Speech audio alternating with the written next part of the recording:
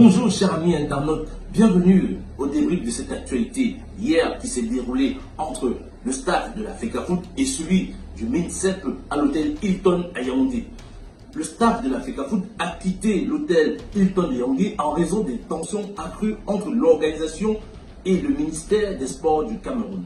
Ces décisions étaient prises suite à une escalade de conflits entre Samuel Eto'o, président de la FEDE, et le ministre des Sports.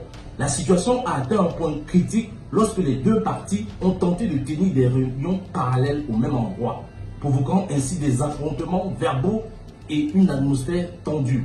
Pour éviter d'aggraver la situation, le staff de la FECAFOOT a jugé prudent de quitter l'hôtel afin de réduire les tensions et de chercher un lieu plus neutre pour continuer leur activité.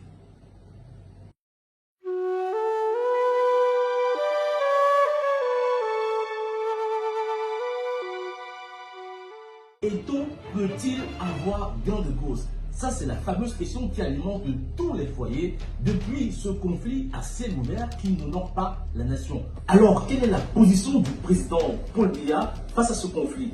Le président n'a pas officiellement pris position dans ce conflit entre la FECAFOOT, dirigée par Samuel Eto'o, et le ministère des Sports.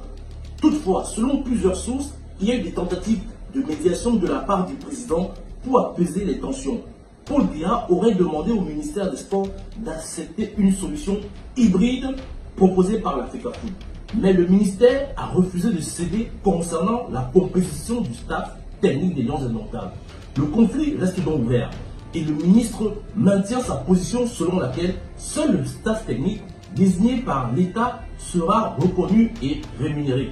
Cela montre que, malgré les efforts du président pour trouver un compromis, les deux parties restent fermement campées sur leurs positions respectives. Alors, il fallait s'y attendre.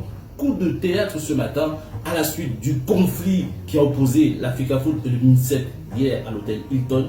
Les joueurs sont sortis se balader en tenue disparate sans aucun équipementier, ce qui représente une véritable hérésie.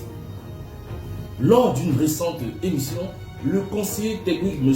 Tolo, conseiller spécial numéro 2 du ministère des Sports, a fait des révélations exclusives du salaire du sélectionneur Marc Brice, qu'il annonce à 40 000 € par mois, soit 480 000 €. Mais lui, il nous fait la malice de nous annoncer plutôt 420 000 € net. Où sont donc passés les 60 000 € restants? Vous allez voir que tous ont les mêmes diplômes UEFA Pro.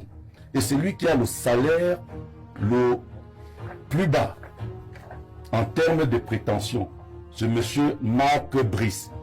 Vous savez combien il a demandé? 40 000 € par mois. Donc 420 000 € l'an.